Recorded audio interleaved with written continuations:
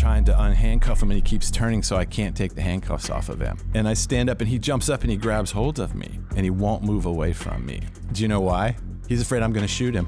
When the State Department sat there and said, we are inviting you into the Muslim world, I knew that was the Lord going, this is your calling. This is your identity's calling. And so I got charged with insulting the Quran, which is 10 years in prison. And so I got arrested for that and had to go to trial for it. And when I notified the embassy guys, hey, I just got arrested, I'm going on trial. It's 10 years in prison and I'm not allowed to testify because I'm not a Muslim and nobody here is going to help me. The U.S. was like, good luck. Tell me in your life, what are you most afraid of in your life right now? Fear is the beautiful God-given emotion that points to things that you believe about yourself, God, and the world. It's not true. That's what fear does. Fear points to things that you're going to do or believe that hurt you. That's the value of it. He said, but I'm going to tell you something. I know you're here because Jesus wants you to be here and wants you to talk to Muslims about Jesus. He said, but you better find another way to say it. Because every time you open your mouth, you offend us and you're going to get killed here saying it the way you say it. Find another way to say it. For anyone listening, thinking, I want a relationship like that, I want to be able to hear from God, what is your best advice? Where can they start? I imagine when you were getting hired by the State Department, I imagine they had a very thorough vetting process with you. Why are they calling me at home? Why won't he tell me who I'm meeting with? I thought I was in some kind of trouble. I sat down and he had a folder in front of him and he didn't introduce himself or anything. He goes, I want to know how you do this. He's tapping the folder. I want to know how you do this. And I'm like, do what? And he said, whatever you're doing in this, and he had a folder of all my casework for 5 years. I was in my 5th year in the police department. He had all 5 years of cases I'd worked. And he said, I want to know how you do this. Whatever you're doing in here, nobody taught you in a police academy. I want to know where you learned it, and I want to know if you can articulate what you're doing. I was 27 years old, almost 28. And I said, well, like what, for example? And so he opens it up and he just starts flipping through these different cases over 5 years. And he says, this one, start with this one. And I said, okay. And I said, in that one, there was a drug problem in a subsidized housing project. We could, you can arrest all day. We're not going to stop it. So I was just praying and asking God, is there another way to think about how to do this? Because we had done everything I was trained to do. I ran out of stuff. And I had an idea basically from the scriptures. You have an idea and you think, oh, that's like in the Bible too. And so it's like this, and then you confirm it kind of in the word like you would in training or something. And so I told the State Department official, I said, so I went to the drug dealer gang leader guy and I invited him to my house for dinner. That checks out. and the gang guy said, I have never had a police officer invite me to their house for dinner. And I said, I've never invited the head of a drug gang to my house for dinner, so we'll have a great time together. And so he agreed. And I'm telling this to the State Department guy who's very dubious about all of it. And I said, and the guy came to our house and I walked him through what his real identity is versus the false one that he's working out. But there's a true one there and what it could look like and what it would be, if he understood the one that gave him identity in the first place, God, Christ, and it transformed his life. And then he came back into the gang and he stopped the drugs. He ended it. He brought it, which is the Samaritan woman story. It's the Zacchaeus story. It's all the stories in the Bible. Jesus talks to one person and leaves. And that person is the one that initiates the movement. And so I told him that, and he goes, so you ask God a question and you have an idea and then you act it out. And I said, yep, that's basically it. And he said, yeah, I don't like that. He said, but it seems to work. And so then he had this progression in his mind, like that was a pretty minor case. Then he started going into the deeper, more complicated cases where I was really like risking a lot, my career and jail time and all of that. And he wanted to, until he got to this one case in particular that he really wanted to get to, which was, it was something I had just done that year. And he said, why did you de-arrest this guy? And so what I had done, I had watched a guy commit 2 felonies, including assaulting a police officer. So I was the witness to the events and arrested the guy and then taking him to the jail to process him. This is the end of my police career, going into leveling up with Jesus, because Jesus never lets you stay at one level. He's always like, let's go up another level, unless you don't want to. And so I can tell you all the details of the case. It's pretty beautiful and dramatic what happened, but I was driving the guy basically to jail, and he was talking to me from the back seat and inside my spirit. And by this time in my career, I never doubted what I heard. I knew I was done debating with God. Like, is that you? Is that me? All that stuff. Because you just train and discipline. Like, I know the voice. I know it. It's not mine. It's different than mine. And I know it. I recognize it. And whatever the Lord says it produces life and redemption. It's what it does, even in the worst situations. And this voice in my head or in my heart, however we describe it, was like, stop the car and let this guy, de-arrest this guy and let him go. And I was like, wow, I know that's you, Lord, because where is this idea? It's not coming from the enemy. Is your position, is your livelihood more important? Are you more important than the guy in the back seat because you're white and you grew up in this neighborhood and you know Jesus and he did it and all that? Are you more valuable than him?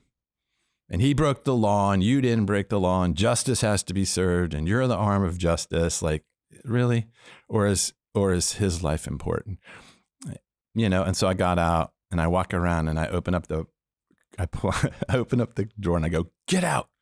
And he's like, he pushes himself back up further into the car and he goes, why? And I go, just get out. I'm not going to explain. Just get out of my car.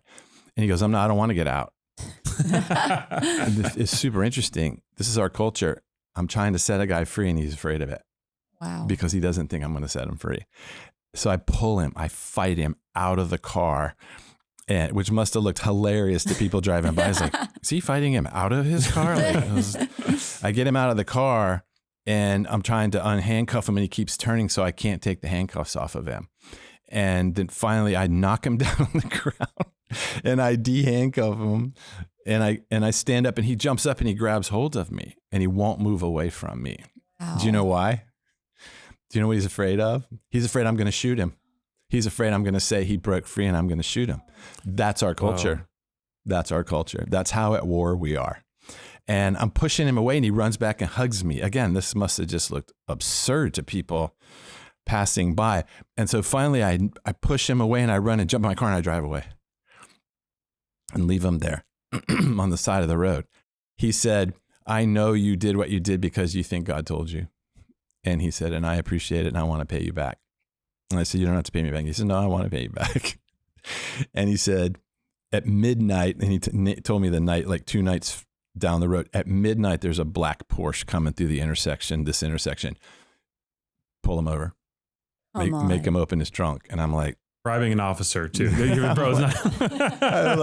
I'm on suspension. I can't even, he said, get somebody to do it. So I got one of my partners. I went, but my partner had to make the stop. And sure enough, around midnight, we're staking this intersection out and this black Porsche comes through and my partner stops him and gets him to open up the trunk. And it's this huge narcotics bust. I mean, massive narcotics bust. And so we make the arrest, notify the narcotics guys. They're like, how do you know about this car? Like, you have an informant, who is it? And I'm like, yeah, no, this is call-in tip. And so after that, the guy calls me back. He said, I know you stopped the car. And I said, we're totally even. He goes, oh no. He goes, we're not even. He said, because this isn't about me and you being even. This is about God and me. And he said, I want to repair the community that I've been a part of damaging. And so we worked together for 1 year, me and him. I want you to just take us back to when you started really seeking the Holy Spirit in your work as a police officer. I grew up in a pretty strict, my mom's very strict, independent Baptist. And so no movies, no rock music, none of that kind of stuff. So I snuck in a movie when I was 14 just to see why God couldn't go in a movie theater. Which movie do you remember? Serpico was the movie. I didn't know it. I had no idea what the movie was. My question was, by 8th grade, I was like, why, if God is omnipresent, why can't he go in a movie theater? Like what's in there that's so I went in, I didn't know what the movie was. I just wanted to see what happens when you go into the heart of evil. And And so I'm sitting there in this theater, and the movie comes on, and it's the movie Serpico. Al Pacino playing real life Frank Serpico, the police detective from New York, who takes on he takes on police corruption, just one guy by himself, and the Knapp Commission, all this forms. And I'm watching this movie in 8th grade, and as soon as it opens up, the opening scene is the police officer. He gets shot in a drug buy that his squad sets up, so he gets shot, and then they leave him. They won't help him because he's battling corruption. So now looking back, I'm 65. Looking back, I just watched the Lord design this whole thing so that I'm in 8th grade in a place I'm not supposed to go, which is key in my life. He was always going to invite me to places you're not supposed to go. See, he's built that identity's present, and he's just like David throwing rocks and protecting sheep and writing terrible poetry when he's a young kid. He's being the king already. He's already being the king. But sometimes parents don't get it, or we don't get it. That's what he's doing is important to him later, but you might think it's a waste of time. But so I'm in there, and as soon as the movie opens up, the cinematography, the acting, all of it just hits me like the most beauty I've ever experienced in my life, which is why I love the arts so much. And I think the enemy hates the arts, but it hits me, and I'm watching this one person take on a whole police, even though he doesn't want to. He just doesn't want to be corrupt. He says, you do it. I don't want to do it, but he can't not be involved. And so I'm watching that movie, and I just start to cry. And I cry and I cry and I cry. And I'm like, why am I crying? What is this inside of me that's just exploding out of me? What is this? It's greater than the movie. It's greater than anything I've ever known. I heard the Bible my whole life up until that point. This is another whole thing. And so at the end of the movie, I knew that somehow God was inviting me into something massive, but I didn't know how to articulate it. And I wasn't sure it was the God I knew because it was in the wrong place. I was in the wrong location for God to meet me. So I was confused on that point, but I knew that whoever this was, it was amazing. And the beauty was so deep. I just cried. And so at the end, because, an independent Baptist, if you don't go forward, God can't do anything with you unless you go forward. So at the end of the movie, I went forward. Everyone was leaving, and I went forward, and I went to the front of the theater, and I got up on the little stage crying, and I just said to God, I want to be this. It was weird. I didn't want to do this. I want to be this. I want to be this. And the only metaphor in my mind was police. Like there it was. It's a metaphor. Everything's a metaphor. And so right then, 8th grade, I said, I will be this. And I've never, to this day, never changed my mind, not one moment. So it was a police phase, and now this is phase 2, 10 years in Indonesia. And we went over there. And so again, it was like I had to learn again, because in the police department, you go to the academy, then you get out on the street and you realize some of that works, some of it doesn't. When you walk up to a house and a Catholic priest runs out of the house going good luck past you when you're in uniform and jumps in his car and drives away, they don't train you what to do in that situation in a police academy. And I was training a rookie, and he's like, what do we do now? And I'm trust me, whatever is going to happen in that house when you see a priest running out saying good luck, you didn't learn in the police academy, but we will know what to do. Mm-hmm. And so you have those experiences. Then you go over to Indonesia, it's like that plus 5. And so we get over there with our training and realize pretty quickly that our training in that world wasn't effective either. So then we had to go back to God. What do you want us to know? And the way we realized that was I got arrested pretty quick over there. You have a habit, it seems, of I'm a hard learner. Unorthodox behavior leading to some issues. So I was teaching graduate students thesis writing, and I made a comment about the Quran. There were agitators in my class every day from an Islamic group. And so they were always interrupting me and challenging me in class every day, day after day after day. And one day I just got lazy, and I just said an offhand answer, and that's all they wanted was to, I violated the Islamic code when I said what I said, which I did. I'm not denying it. They didn't trap me. I just got lazy and wasn't careful what I said. And so I got charged with insulting the Quran, which is 10 years in prison. And so I got arrested for that and had to go to trial for it on this little dinky island, 10,000 miles away from, with no internet, nothing. And when I notified the embassy guys, hey, I'm just got arrested. I'm going on trial. It's 10 years in prison, and I'm not allowed to testify because I'm not a Muslim, and nobody here is going to help me. And the U.S. was like, good luck. You don't have any, there's no value there to us to get involved. So you're just by yourself. And again, so we learned how to live with zero money, but could you live with no help? With no advocate? You're by yourself. 3 million Muslims that don't like you, and you've broken their law, and now you're going to an Islamic court. Is God powerful there, even in that scenario? And, honestly, most of us think God's really strong, powerful in certain places, but there's parts of the world he's just not strong, and we can't go there because he can't go there. Same as the movie theater. There's the movie theater all over again for me. So I go to the trial, and sitting in the trial, and they're giving the testimony. He's like, this is what he said. It is what I said. This is the law. It's against the law. Yeah, you can't say that in our country. Okay, if they broke the law in my country, we'd put them in jail. We wouldn't hesitate. So just because I'm a Christian doesn't mean I can break any law I want in another country, which sometimes we think we can. But so I was sitting there and I was like, oh, Lord, I'm sorry. I just got lazy. I wasn't paying attention. Like, what do you want me to, like, I'm going to prison for 10 years, but I protect my Jewish wife on this Muslim island because she can't leave. Our kids can't leave. No one can go anywhere. I was more worried about them surviving than me. And I just said, like, what do you want me to know? Like, help me learn from this so next time I won't make the same mistake. And they heard the testimony and they're like, yeah, does anyone want to say anything in his behalf? And I was just waiting for no one to say anything. But this guy comes in who I didn't know. He's a Muslim because you had to be a Muslim to talk. And so he comes in and he says, I have something to say. And he speaks English. The whole thing's in Indonesian, but he switches to English to impress everybody. And he basically says, I was a PhD student at Arizona State University. I'm a good Muslim. I was going to fail. And the only reason I didn't fail is because 2 Christian guys came and helped me. And they invited me to a Bible study. And I went to a Bible study every Wednesday night for the whole time I was at Arizona State University. Is anyone in this court saying I'm not a good Muslim because I went to a Bible study? He looks around. Everyone's like, no, you're a great Muslim. And he said, so I don't understand if we're higher level if Islam is higher level than Christian. And when I went over there, the Christians helped me and could consider me really an enemy. And they helped me and they sacrificed all for my benefit and loved me. And now one of their guys comes over to our greater faith and he makes a mistake in the class. Are we going to put him in jail? I don't think that's right. I just don't think that's right. But you can do whatever you want. And then he walked out. And the Muslim cleric goes, I think we need to drop these charges right now. And does anyone disagree? And even the dean that charged me, had his head down. I was like, no. And so they looked at me and said, you're free to go. Now I thought that was an angel, right? So because I knew that he was a Muslim, but I knew he wasn't from that island, never seen him before. And he was so powerful, he could walk in and do that and leave. Yeah. Like that's a powerful person, wasta, they call it.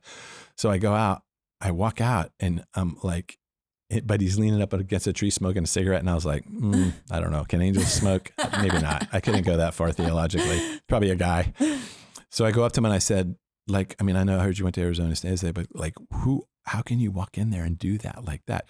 And he said, did you see who was up in front of the room? And I said, yeah. And he goes, did you see the empty chair? And I said, I did. He said, do you know who sits in that empty chair? And I said, I think normally it's the head of the Islamic Association of Indonesia, all of them, the big, who I knew who that guy was, but he wasn't there. He goes, yeah, do you know why he's not here? And I said, no. And he said, because he was killed yesterday in a car accident. I'm the new one. This is my first day in that position. And he said, I was in Jakarta and I was reading the files and I saw this come up and I flew here to thank my 2 friends at Arizona State, the 2 believers that saved me and my wife there. And he said, I came here to thank them. He said, but I'm going to tell you something. I know you're here because Jesus wants you to be here and wants you to talk to Muslims about Jesus. He said, but you better find another way to say it. Because every time you open your mouth, you offend us and you're going to get killed here saying it the way you say it. Find another way to say it. And I knew that's what the Lord wanted me to hear. It's like, learn how to talk to these people with respect and honor. Don't come over here and insult them. I knew that as a cop. I knew never walk into a neighborhood like it's your neighborhood. It's their neighborhood, honor. I knew that. But somehow when we shifted into Muslim culture, I went into this old school brain of like, they're all bad. We're the good guys. They don't know what's going on. We're going to correct them. And it's just insulting to them. And so the Lord taught me 2 things that day, me and Donna and our kids, is there's nowhere you can go where he's not with you. You don't need a million Americans backing you up. on a prayer list. They can pray for you, but you don't need them on an internet list to rescue you. When you don't, no one needs to know where you are. He's always with you. And you need to say things to people the way he wants you to say them. So when it's like when I say this all the time, Jesus didn't come to tell us what to do. He came to show us how to know what to do. He's not saying to the disciples, when you talk to a person, say these 3 things when you say, he's saying, ask me how I knew to talk to that woman you didn't even see. How did I see her? Because I only do what I see the Father doing. Ask me how I knew what to say to her. I only say what I hear the Father saying. So don't get good at memorizing what other people tell you to say. Get good at hearing what the Father says and say that. All right, last thing, Jamie. And, to anyone out there is like, because one thing I love about your teachings is you've mentioned that you and Don are getting to do stuff that you had inklings of, hints of, words of, that you're like, oh, wow, I didn't know that was going to take 30, 40 years to fulfill. But for anyone, you mentioned in the right time, for anyone also who's listening and saying, I missed out. Yeah, Jamie works with young people because it's like, that's when they get formed. But, I didn't get that. Is it too late for me? I mean, that's the scarcity of opportunity lie, right? That God has limited opportunities, and if you miss it, you miss it. But just not true. Not even in Scripture. I mean, Moses goes off for 40 years and comes back again. And we were at a retreat a while ago, and I didn't even know who was there. We were just invited in to speak. We're speaking. I speak on identity and the things we're talking about here. And I get up the next morning, and there's a man there. He was 87. I had no idea who he was, and he had written down 10 pages of things God said to him because of what I said the night before. He didn't know, he's a believer. He didn't know you could sit and ask God questions and God would talk back to you. He had a legal pad of 10 pages. He was 87 years old. He goes, I got to get to work. And he called me maybe 2 nights before he died in his 90s. And those years, 87 on, he was said were the most exhilarating years of his life. Jamie, this was, I think I speak for everyone in the room. That was mind-blowing, to say the least. Abby, anything else? I have so many takeaways from this. It's just amazing. Our Instagram feed thanks you. There's a lot that's going to be on there. I hope you'll come back and visit us again. I'd love to. Yeah. This was so awesome. Anytime. So God bless you, Jamie. Thank you so much. Thank you.